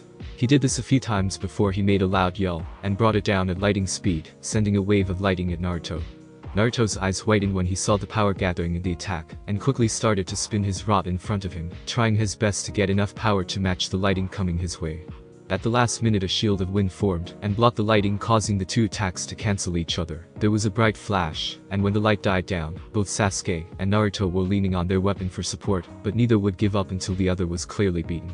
Sasuke put his katana in his sheath and pulled both to the left side of his body and bent to the side so that Naruto wasn't able to see his katana handle, getting ready for his final attack. Naruto stood straight up and pulled his rod out of the ground and slowly spent it around his head, gathering up power for what he knew would be his last attack. After he gathered all the power he had left, he dropped his right arm behind him with his rod in it and charged at Sasuke. Sasuke charged at Naruto at the same time. Once the two were close enough, they both unleashed their strongest attack. Naruto flung his entire body, bringing his rod overhead and down at Sasuke, who responded, pulling his katana out with lightning quick speed at Naruto and an across-the-body slash. When both landed on the ground, they stood up, as if they knew they won. Then unexpectedly both their weapons fell out of their hands, and then fell face first onto the ground. By this time the entire academy was out watching, and everyone was amazed by the power and skill they both had. Even Naruto's friends didn't know he had that much power. Even Naruto and Sasuke didn't know they had that much power. Everyone just stared, no one moving. The sound of the two bodies hitting the ground snapped some of them out of their trance. Naruto, Sasuke, Hinata, and Sakura yelled, running over to the respective boys, followed by everyone else. Mizuki, get Sasuke. We need to get them to the hospital. I'll take Naruto, Iruka said. Right. Mizuki quickly grabbed Sasuke, and the two Chunins left for the hospital. That was the most amazing battle ever, a random academy student said. Hinata, did you know Naruto had that much power? Ino asked. No, I don't think he knew he had that much power, Hinata said. Well, good thing I was able to record this. I'll have copies for everyone by tomorrow, the class nerd said. No, we need at least 3 copies right now, Nichi said, waking up. Well, I recorded it also, someone else said. We need 2 more copies, one for both Naruto and Sasuke, and another to show the Hokage, Nichi said. We have 1 person, he yelled. Nichi looked at him. Are you even an academy student, he asked. No, my friends, and I just happened to be looking for something interesting to record when they started their fight. You can have these copies, he said, giving them to Nichi. I'll get one from that guy when he finishes recording them. But let's go. Sakura grabbed Sasuke's katana, and we need to get to the hospital, Hinata said. Then everyone in their class plus Tenten and Niji ran to the hospital. Niji gave Sakura a tape to take to Sasuke's room, and followed Hinata to Naruto's room. They reached the room, and were surprised at how injured Naruto was. In Sasuke's room, Sakura and everyone who came with her was just as surprised. Soon the Hokage, Kurenai, Anko, Yugao, Fugaku, Mikoto, and Itachi all came into the hospital. The Hokage told everyone to come into one room. After everyone was in one room except Naruto and Sasuke, he started talking. What happened that got these two in the hospital, both with critical conditions, he asked. Well, I don't know why, but the two don't like each other, and when we first arrived in class there was tension between them, Sakura said. When we went outside for class bars they went first, and well, it's better if you just see it, Hinata said, as Nichi handed the copy for the Hokage's records to him. You recorded it, he asked to take the tape. Well, no, but someone looking to pass the time did, Nichi said. I see. The Hokage put the tape into the recorder and pressed play. An hour later the battle ended, and left everyone who didn't see it in shock, and everyone who saw it was still amazed by their power. When did Sasuke fully develop his Sharingan? Fugaku asked. This morning he didn't. What I want to know is when did he do elemental training for lighting? He had just finished basic fire elemental training last night, and now he looks to have almost complete if not complete control of lighting element, Itachi said. That was one of the most exciting fights I have seen in a while, and I didn't even get to see it in person, Anko said. How's Naru-chan able to control his wind element to such a degree? He only just finished basic wind training a few days ago, Kurenai said. I don't think they did that knowingly, Yuga said. What do you mean? Mikoto asked. She is right with shinobi, as young as them when you're still learning. Sometimes if you fight someone who you think can match you based on skill, they will sometimes unlock hidden potential. In this case we saw that they both have potential to be extremely powerful, the third said. So Sasuke-chan doesn't know he unlocked his lighting element? Mikoto asked. Well, he did, but when they unlocked it, it went unnoticed by both of them, until after the first attack with the increased power, the third said. So what will we do? Kurenai asked. Well, right now we can't do nothing, but I can assure you with this battle both kids might be in danger if Orochimaru gets wind of this, the third said. He wouldn't come near my son or I'll kill him, Mikoto said. No, he wouldn't come into the village himself, it would be too dangerous, but he will send agents to try and recruit them, the third said. Well, we don't have to worry about Naru-chan, he knows how to spot a trapper a mile away, Anko said.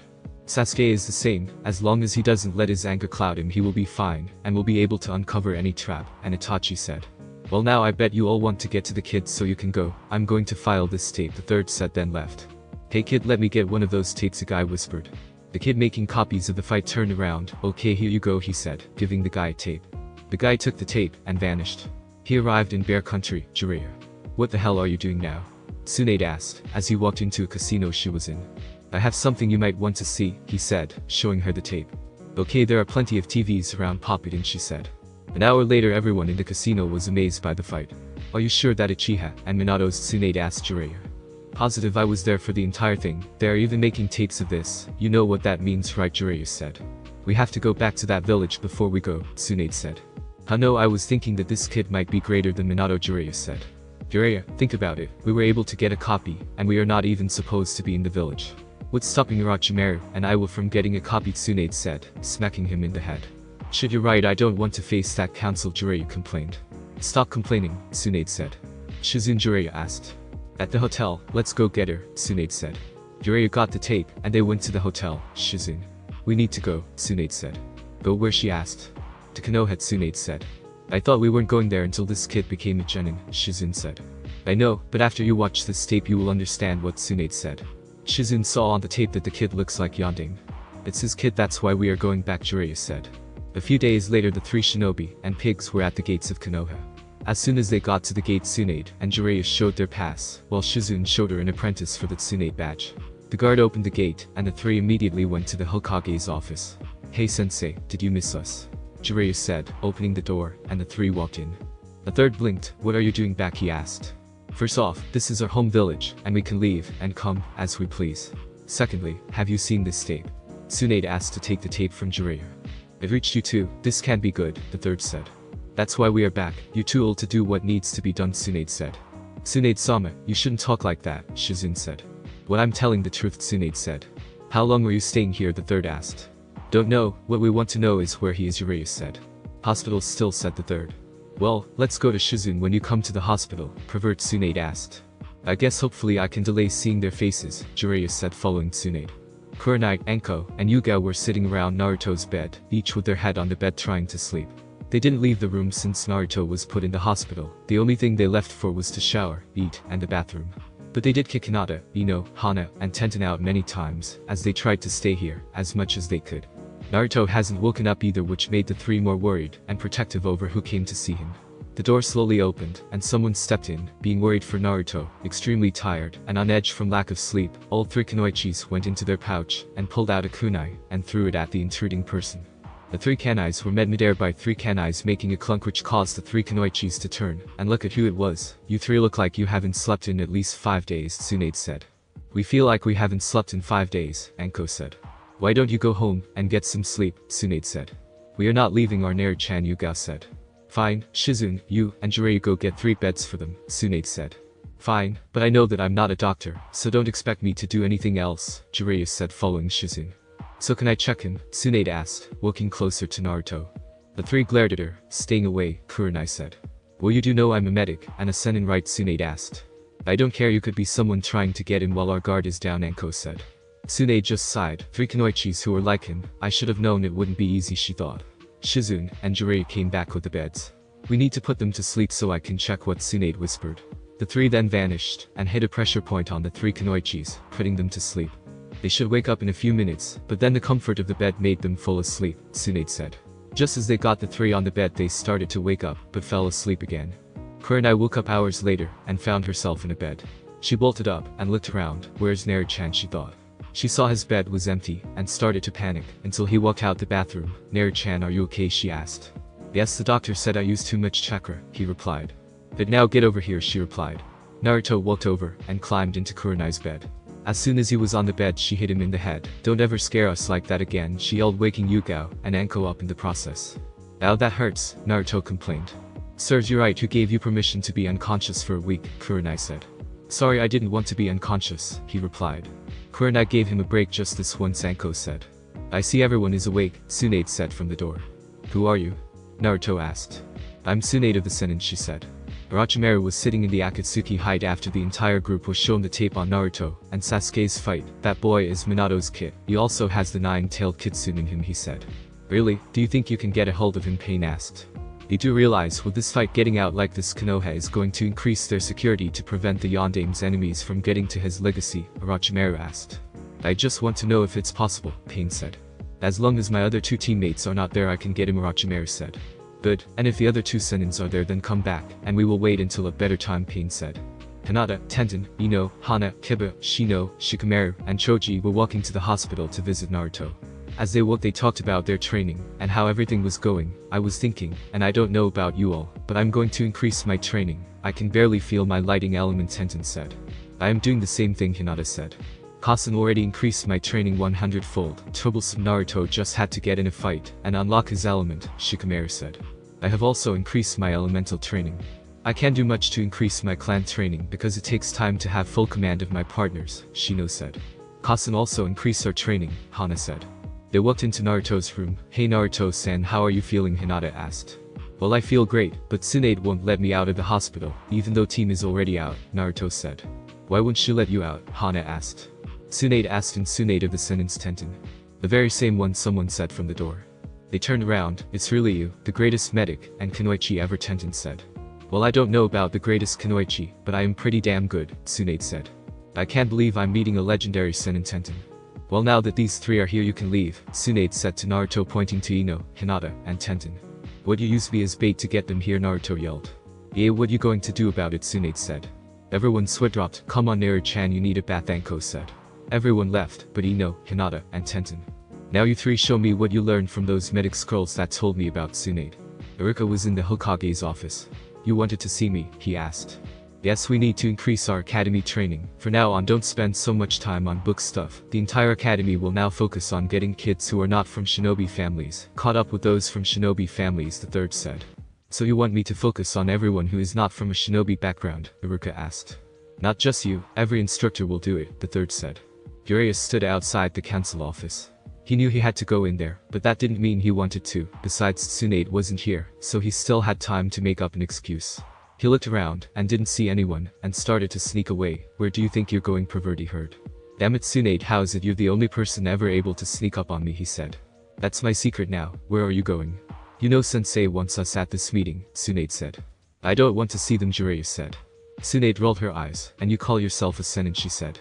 Hey, I am a Senin, I earned the title just like you did, Jiraiya said. Then man up, and get in there, Tsunade said. No, I don't want to see those old bastards, Jiraiya said.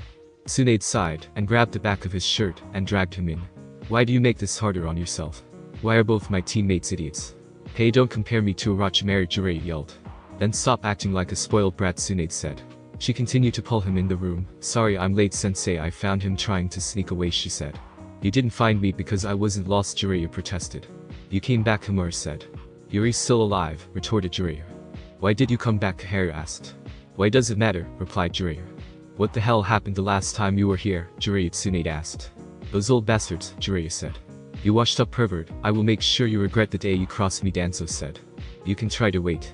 I forgot you're still hiding behind your little rude organization, Jiraiya said. They disbanded, and you know what, Danzo said. Is that so? Don't tell me you forgot I'm the spy master of Konoha, Jiraiya said. Okay, will one of you tell me what the hell happened? Tsunade yelled. Okay, I'll tell you what, Jiraiya said. Flashback. Jiraiya was just leaving the Hokage's office after another failed attempt at trying to adopt Naruto, and walked out the building slowly. He didn't know what to do now. Again the council blocked his attempt to adopt Naruto. This marked the 5th time they blocked him. He sighed. He just knew something was up, and that he had to get to the bottom of it. He exited the building, saw Danzo, and decided to follow him. Danzo walked all the way to the other side of the village, then through a tunnel outside the village. Jiraiya kept to the shadows, but close enough to follow him. When Danzo arrived at his destination, Jiraiya got close enough to see what was going on, and was surprised to see not only Orochimaru, but a masked man who had the Sharingan in one eye. He listened in on their conversation. Danzo, any news? The masked shinobi asked. Well, we blocked Jiraiya from adopting the Kyuubi again. This is the 5th time we blocked him, and Tsunade from adopting him in the last 2 years, Danzo said. This could become a problem if they continue to try and adopt him, Orochimaru said. I agree with the masked nin. Maybe we could get one of them banned, hopefully, Jiraiya, Danzo said. Maybe, but that would be extremely difficult, as he is a Senin, and technically is above Hokage's laws. So to ban him you need the daimyo's approval, and that will be impossible, Orochimaru said. Any ideas? Danzo asked. The only thing you can do is force him away, Orochimaru said. But is that possible? The masked nin asked. I don't know Toby, Jiraiya is a hard person to force to do something when he has his mind set on something, Orochimaru said. In all the sentence Toby asked. I have to meet up with Homura and Koharu, and we will come up with something, Danzo said. I have no doubt you will. Now how is the Sharingan, Toby asked. Sharingan, Jiraiya thought. Great, I am just out of training, but I will be fine when I need it, Danzo said. Don't let your old age get to you, Orochimaru said. I won. Danzo then left. After Danzo was a few feet in front of Jiraiya, he started to follow him. What are you up to, Danzo, he thought. Danzo reached his next destination. Homura, Koharu, sorry I'm late. The meeting with our two informants went longer than I thought, he said. That's fine, Danzo, what news do you have, Homura asked. Well, we decided we need to get Jiraiya away from Konoha, Danzo said. Well, how do we do that, Koharu asked. I don't know yet, Danzo asked. I have an idea, Homura said. Danzo asked. All we have to do is make Jiraiya look like a liar, he said. Danzo asked, how will we do that? Go to the Hokage and say something that we can prove happened and blame it on Jiraiya, Homura. Danzo nodded and snapped his fingers, and his root came. I need some stuff to blame on Jiraiya, he said. Jiraiya was in the Hokage's office. Sensei Danzo, Homura, and Koharu were plotting something, he said. Do you have any proof? I saw this with my own eyes and heard with my own ears. They are working with Orochimaru and someone named Toby, Jiraiya said. Jiraiya, those are hard crimes you're talking about, the third said. I know that now, you need to do something, Jiraiya said. I can't without any proof, Jiraiya said. Proof? I am a Senin. How much proof do you want them to admit it to you? Jiraiya yelled. Yes, that would be enough proof, but anything would be better than accusing the elders of doing what you're saying without any proof, the Hokage said. Why would you not listen, and then stop acting like a damn politician all the time? Danzo has the fucking Sharingan, for Kami's sake, Jiraiya said. Jiraiya, there is nothing I can do even if what you say is true. I can't do anything without proof, the Hokage said. Then let me adopt them. You know that they are up to something, and it involves Naruto not having parents, Jiraiya said, trying to remain calm. I can't do that, the third said. Why the hell not? Jiraiya asked. Because it would be too suspicious, the third said. Suspicious of what? Jiraiya asked. Of him being Minato's son, the third said. He looks like him. Damn, you don't need to be a damn genius to figure that out, Jiraiya yelled at him. Look, you're not adopting him, and if you have no proof about the elders, then this conversation is pointless, the third said. There was a knock on the door. Come in, the third said. Hokage-sama, Danzo, Homura, and Koharu said. I need to see you three, the third said. You do? They asked. Yes. Are you working with Orochimaru? He asked. Of course not. He is a known enemy, and working with him would be treason, Danzo said. See, there you have it, Jiraiya, the third said. Of course they won't tell you, idiot, Jiraiya thought. Fine, have it your way, but don't come to me when you're stabbed in the back by them. And Orochimaru. Jiraiya then started to walk out. He stopped at the three. I know what you're up to, and know that if you harm Naruto, I will kill each of you, and Danzo, you better get as much practice in with your Sharingan as possible, and keep your root around you at all times, he said, then walked out. The three watched him walk out, and didn't call to me for anything, sensei. He then slammed the door, breaking it off the hinges. Sorry that he has this idea that you three are working with Orochimaru and plotting something, the third said. No problem, but that's a ridiculous idea, Danzo said. I know now what you wanted the third to ask. We want to pass a law that prevents anyone from adopting Naruto, Danzo said. I can't pass a law that prevents someone from adopting anyone else, the third said. But it's for the safety of the village, Danzo said. I still can't pass that law, the third said. When the three walked out, none knew Jiraiya was still listening in on their talks. Flashback ends. You're still going on about Jiraiya. It was already solved. No one in this village was working with Orochimaru, the third said. That's what you think, Jiraiya said. I can see why you didn't want to come back, Tsunade said. The only reason I did was because I needed to make sure Naruto was being cared for. Once I saw him living with Kurenai, Anko, and Yuga, I started to give him scrolls to help, Jiraiya said.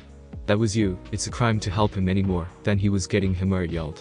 Shut the hell up, no one in this room besides Tsunade can kill me, and even if you had the balls to carry out that threat, I would kill you before you even had the chance to complete it, Jiraiya said. Why would there be a law preventing anyone from helping him? Tsunade asked. I never understood that either. In fact, none of the clan heads was even given a chance to vote for that law, Hiashi said.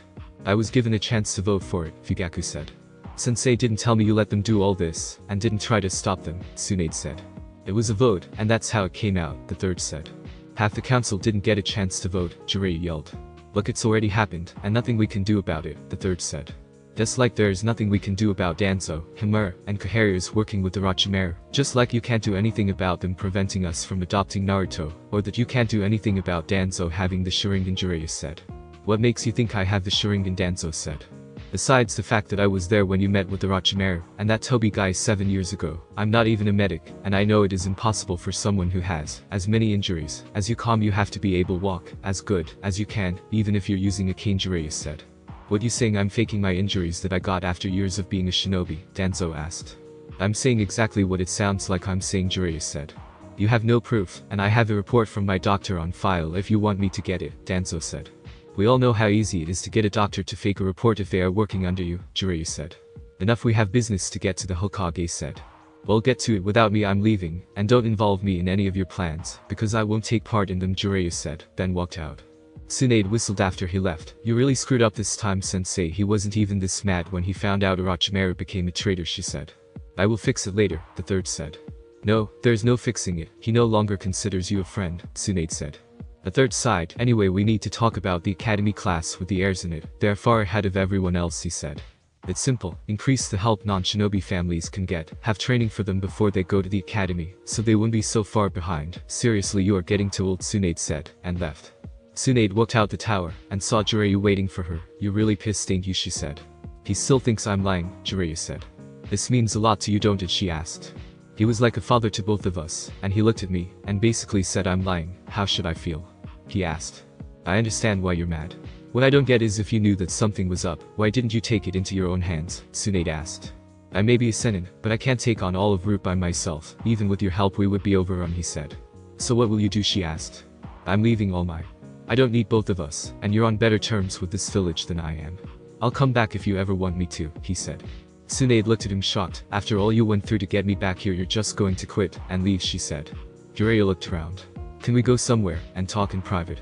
Fine, we will go to my apartment, she said. Tsunade locked her door after they walked in, and made sure Shizun was gone. Now what's up, talk to me. You never run from a problem, why now? I don't know, I have done everything I can to help him. Now there is nothing I can do, at least not until he is a, and I can already see he won't become one, as long as Sensei is the Hokage, Jiraiya said. So what are you going to do? She asked again, wanting a full answer from him. He sighed, knowing what she wanted. I'm going to do what I can to protect him, and being in this village might be hurting him. I found out that Orochimaru used to work for this group that's collecting, and I'm going to find out more about them, he said. Oh, what do you know about them now, she asked. Not much, but they are all S-rank mission-ins, he said. Okay, but again, why bring me back here just so you can run away, she asked. Because he needs someone who can protect him, someone more than a normal Anbu. He needs a senin. More importantly, he needs you to protect him a lot more than he needs me, Jiraiya said. Is that really why you brought me back? Tsunade asked. Well, no, also I needed to spend time with you because I don't know if I will survive what I'm going to do. I needed you to know that no matter what we've been through since Minato died, I still love you, and always will. I know that, but why did you need to bring me here to tell me that, Tsunade asked. Because if I would have told you I might die while you were out of the village, you would have tried to stop me from going, he said. Damn right, you can't be going off into danger by your damn self, Tsunade yelled. See, this is why I brought you back to the village, because after me you're the last person who can protect him from the council. Our support for Naruto prevented the council doing a lot out of fear of how we would react, and if both of us are dead, who knows what they will do. Besides, you can't leave now because the Gakis have grown close to you. You're like a bochin to all them, he said. Damn it, Jiraiya, you did this on purpose, she yelled. I know, besides you need to lead this village in this upcoming war. I would, but we know I'm not Hokage material, Jiraiya said. What are you talking about? Tsunade asked. Orochimaru is planning a war in a few years. We both know Sensei won't fight him seriously. You need to be here when he dies, and take control. And if I'm still alive, I will come back to help, he said. Tsunade looked at him. Listen here, you pervert. You better not get yourself killed before I see you again, she said. I'll try not to, he said.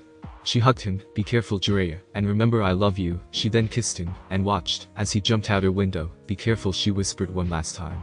Tsunade arrived at Naruto's. Hey, open up, she yelled, banging on the door. Naruto ran down the stairs in his bath towel, and opened the door. Sorry, I'm asleep, he said. Tsunade asked all three of them. Yes, they wake up late when they have the day off, and it's rare they all have it off at the same time. I'm so excited we get to do a lot of stuff together, he said. Tsunade laughed. I bet now go get dressed, and wake them up. I have some important things to tell them, she said. Naruto ran up the stairs.